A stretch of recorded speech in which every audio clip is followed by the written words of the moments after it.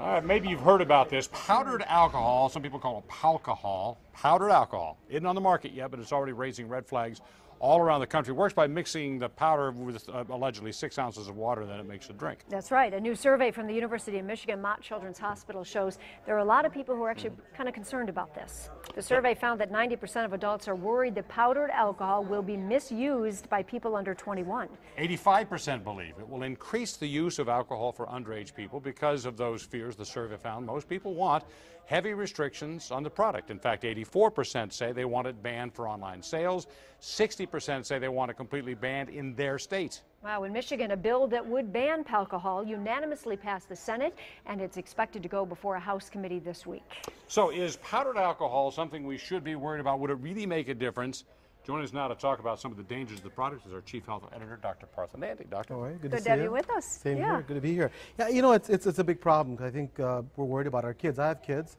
I don't think it's more dangerous than alcohol if used correctly, but we know kids. You know, if you've got powder, we'll be able to get it, a little bit easier. Now it's going to be sold to only 21 or above. That's the plan. Allegedly, so just like regular if alcohol. It's legally taken, then it's not any more access.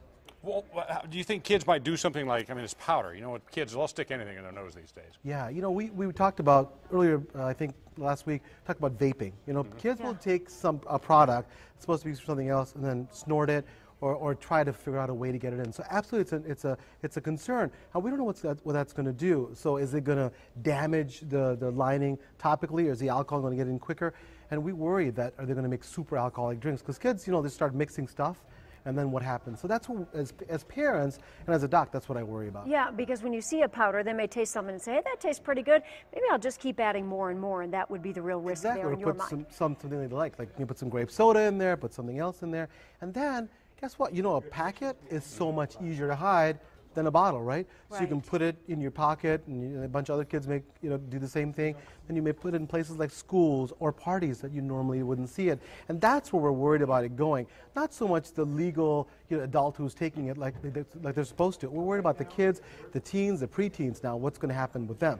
So as we talked about the State House and the Senate are dealing with this, is this something that should be tightly controlled, or do you think this is something the market should control?